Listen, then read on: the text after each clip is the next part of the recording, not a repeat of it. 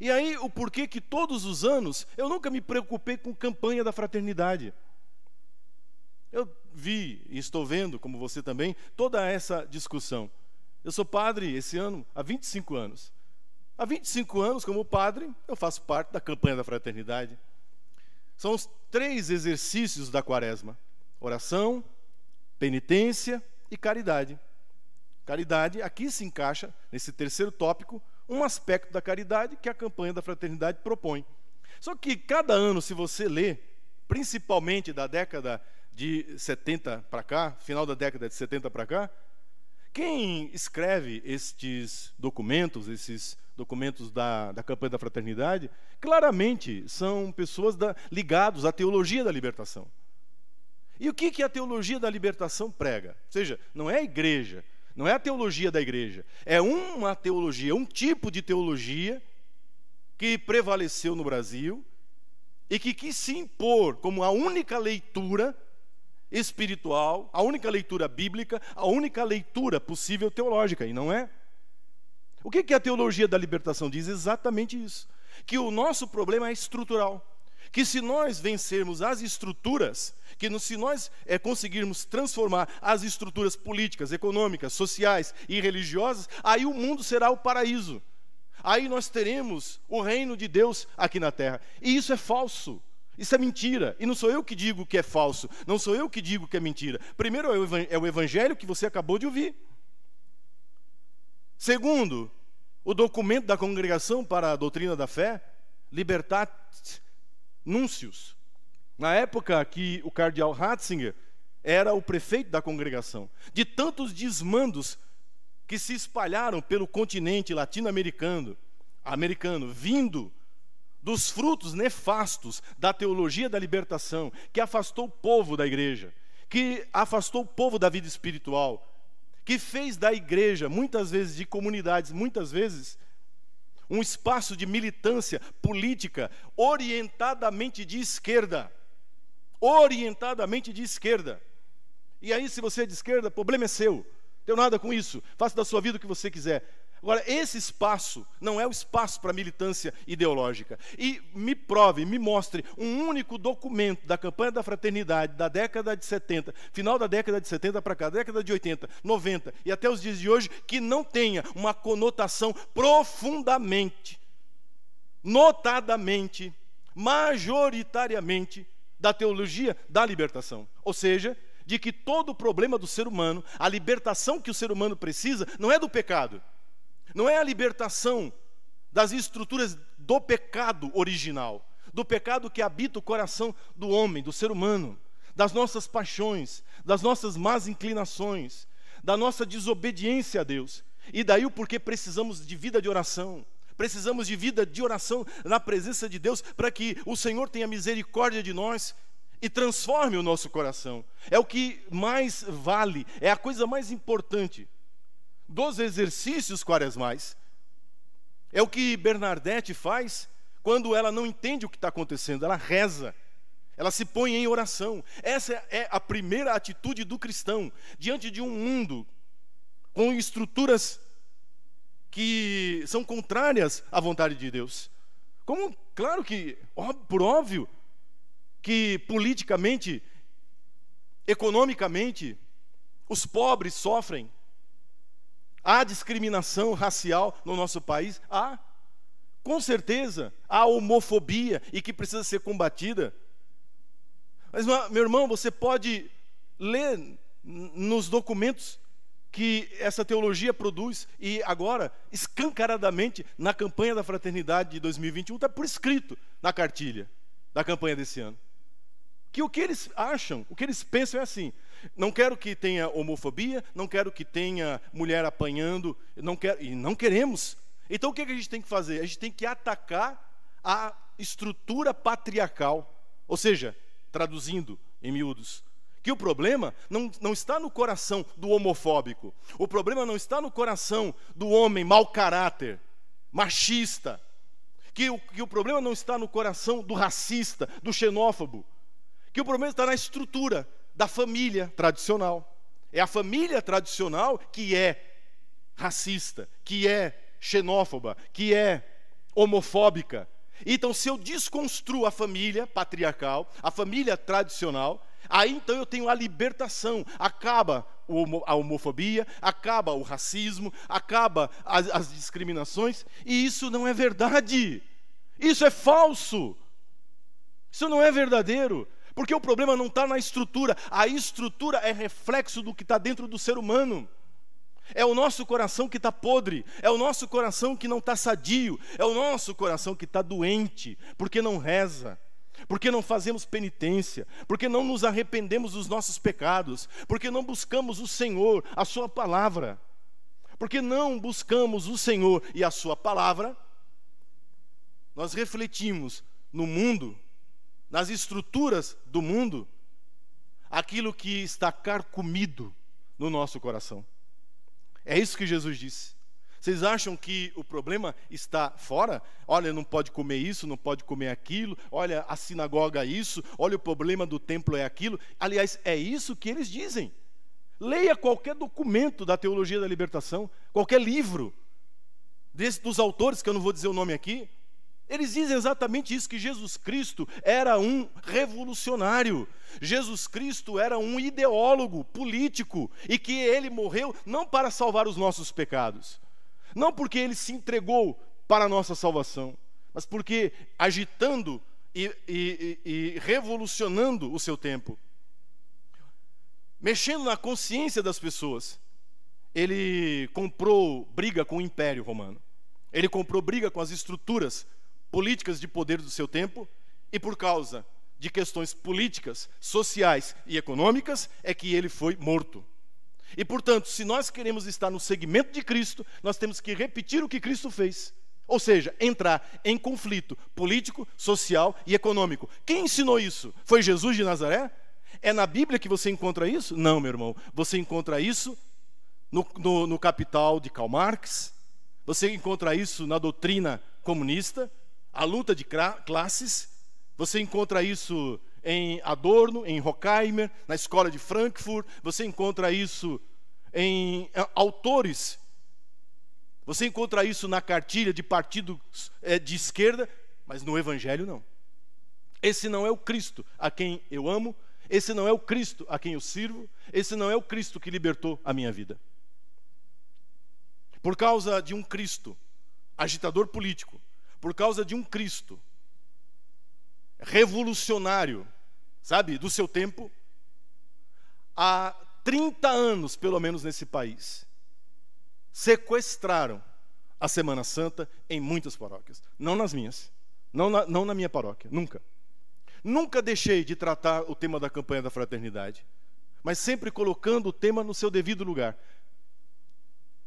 Impossível passar uma campanha, o tempo da quaresma, 40 dias falando sobre o problema da água poluída, de que tem gente que está roubando a água, que o agronegócio, quer dizer, colocando o povo da cidade contra o povo do campo, o povo do agronegócio. O que é isso? É luta de classes.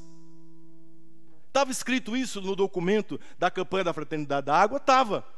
Vocês me ouviram tratar disso aqui nas missas? Não. Por quê? Porque eu tenho critério, porque eu tenho bom senso, porque eu sei que por trás daquele documento está um tipo de teologia, está um tipo de mentalidade que infelizmente imperou dentro do secretariado, dentro das secretarias, dentro daqueles que são os responsáveis por executar os documentos e textos. Campanha ecumênica, mas espera aí, mas a Igreja Católica está presente? Um padre, um teólogo, que não seja da teologia da libertação, fez parte da confecção? Não, não fez. Então não tem ecumenismo. Você juntou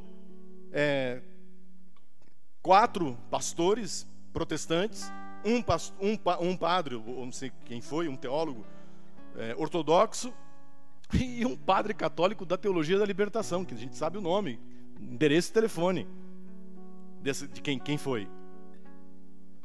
Eles creem nas mesmas coisas, eles acreditam nas mesmas coisas. Sabe o que seria uma campanha ecumênica? Chama os batistas para conversar, chama a Universal do Reino de Deus, chama Chama a Assembleia de Deus, que é a maior igreja evangélica do Brasil. Sabe por que não chama? Porque eles são conservadores. Porque eles são contra o aborto. Porque eles são a favor de uma família estruturada sobre os valores bíblicos. Então eles não vêm, porque não combina, entende?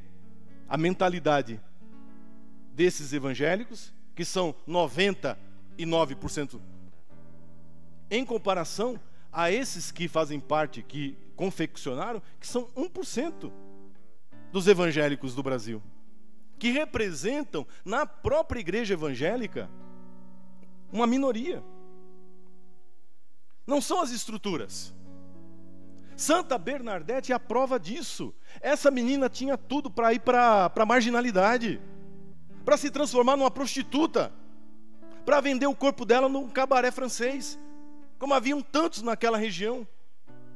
Bernadette Soubirous era para ter se criado com ódio da família, com ódio do pai, com ódio da mãe, com ódio dos irmãos, talvez fazendo parte de um núcleo anarquista, um núcleo bolchevista, né? Um núcleo que havia naquela época, do Partido Comunista Francês. Não. Uma menina, uma moça que se abre para a graça de Deus e que compreende que o problema está no paraíso. Começou quando o ser humano fez a sua primeira opção e fez errada, e fez egoisticamente. Se a troca, a mudança de estrutura econômica, política, social, trouxesse o reino de Deus para essa terra, a Suíça seria o reino de Deus. Os países da Escandinávia seriam o reino de Deus. O Japão seria o reino de Deus aqui na terra. Porque política, econômica, socialmente, eles estão muito bem estruturados. A Finlândia tem o melhor IDH do mundo. Mas a Finlândia não é o reino de Deus na terra. Quando nós olhamos a aplicação, escute, a aplicação dessa cartilha marxista, da luta de classes, quando esta política, quando essa economia é aplicada, o que nós vemos é genocídio, o que nós vemos é morte, o que nós vemos são governos totalitários e criminosos, aqui pertinho de nós, fazendo fila para comer sobra do supermercado, aqui pertinho de nós. Entende? Como assim? E Bernadette, entendendo isso, compreendendo isso, se ajoelha diante do sobrenatural e entrega a vida inteira a Deus, pelas mãos de Nossa Senhora. Vocês acham que essa mensagem não é para os dias de hoje? Vocês acham que Nossa Senhora de Lourdes não tem uma mensagem atualíssima para esse momento que estamos vivendo? Bernadette viveu a vida inteira doente, fisicamente doente. Quando ela ficou paralítica na cama, uma freira chamou o padre para dar a unção. O padre e a freira entraram para visitá-la no quarto e fizeram uma brincadeira com ela, dizendo: "O que você está aí com preguiça?" Brincando, sabe? Aquelas brincadeiras chata, preguiçosa. "O que você está fazendo aí deitada?" E a resposta dela é a mensagem. De novo, a mensagem de Lourdes. Ela revela uma das coisas que Nossa Senhora tinha dito a ela. Ela disse assim: "Eu não estou aqui deitada com preguiça. Eu estou aqui obedecendo as ordens de Nossa Senhora. Porque o meu trabalho aqui na terra é sofrer. A minha missão aqui nesse mundo é oferecer todos os meus sofrimentos, unido ao sofrimento de Cristo na cruz, pela salvação do mundo. Eu estou aqui no meu trabalho, no meu ofício. Porque Nossa Senhora me disse que aqui nessa terra eu não teria alegria e felicidade. A minha alegria e a minha felicidade seria no céu. A minha alegria e a minha felicidade seriam no céu." Essa frase, se você disser essa frase para um teólogo da libertação, para um católico de esquerda, ele cospe na sua cara se brincar. Porque essa é a frase mais alienada que se possa imaginar. convém não aguentar, suportar dor, enfrentar a dor como uma missão, mas se rebelar, se revoltar. Essa é a lição que nós mais ouvimos nos dias de hoje. Que a gente tem que lutar, que isso seria uma alienação. O céu, não. Aqui na terra, as coisas têm que acontecer aqui embaixo. Aqui é que tem que ser o paraíso. Aqui é que tem que acontecer as coisas. Que isso seria um tipo de religiosidade alienante, que tira da igreja, que tira do cristão o seu caráter de mudança, de profecia da sociedade. Lourdes é uma grande alienação para essas pessoas. O sofrimento de um doente é inútil. Um bebê no ventre da mãe não vale nada. É um empecilho que precisa e pode ser descartado. Entende? Um patrão não é alguém que está servindo a Deus através do seu empenho em colocar a sua riqueza a serviço da sociedade. Não, é um inimigo que precisa ser derrubado. É alguém que precisa ser questionado. É alguém que precisa ser retirado. Em nome da igualdade. Quando na realidade nós sabemos que não há igualdade. Nunca houve igualdade. É exatamente na solidariedade, na compaixão que nós temos uns para com os outros que Deus se manifesta. Que não vai ser derrubando ninguém, que eu vou a lugar nenhum. Essa é a mensagem de Lourdes. O Papa Francisco repetiu isso agora na mensagem aos enfermos, porque amanhã é o Dia Mundial dos Enfermos, porque é dia de Nossa Senhora de Lourdes. Na mensagem do Papa, o Papa diz exatamente isso, que, veja, se tudo se resume à revolução, à transformação política, social, onde ficam os doentes? Esses que agora não podem fazer nada. Eles são inúteis, eles são descartáveis, porque nós estamos caminhando para isso. O ser humano está se tornando descartável.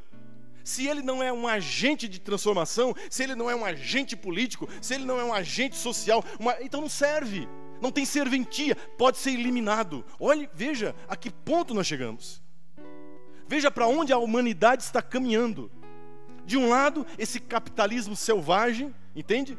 Que só vê dinheiro, que só vê lucro, desalmado, sem coração. E do outro lado, o ódio, o ressentimento, a revolução. Nenhum dos dois querem o que Jesus trouxe: a transformação do coração, a transformação da vida. E é isso que nós queremos pedir nessa noite, por intercessão de Santa Bernadette. Eu não vou falar mais desse assunto, está gravado.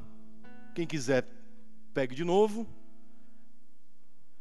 Se alguém está achando que não vai ter campanha da fraternidade na paróquia, vai. Eu pessoalmente vou fazer via Zoom, para todo mundo poder participar. Nós vamos ler o documento e vamos criticá-lo. É isso. É isso. Você está entendendo? Nós não temos que fugir de briga. Nós não temos que fugir do diálogo. Nós não temos que fugir com medo. Nós temos que encarar essa gente, dar a eles a resposta que eles merecem ouvir. Se eles tiveram o atrevimento de colocarem uma pastora luterana, abortista, feminista, para escrever um documento que vai ser usado pelo povo católico, então eles também têm que engolir a resposta do povo católico. Eles têm que engolir. Eles têm que saber que dentro da Igreja Católica tem quem pense diferente. Tem quem pense diferente. Que dentro da Igreja Católica existem pessoas também que têm tarimba, que têm traquejo filosófico e teológico, para poder discutir a nível com eles, de igual para igual. Nós não temos que ter medo. Os tempos são muito estranhos, mas olhe o exemplo que nós temos. Essa moça é um exemplo. A coragem dela nos anima. A sinceridade de coração dessa moça, dessa freirinha, é um exemplo para nós. Quanto que ela sofreu, o quanto que ela foi humilhada. E a gente, para fazer média, sabe, com o seu fulano, o seu cicrano, não pode mexer nisso. Eu vi, eu não tenho, mas me mandaram, sempre mandam, né? Alguns dizendo, não, nós temos... Eu ouvi assim: quem não obedece, não é católico, está em apostasia. Pois então é isso, né? Agora sim.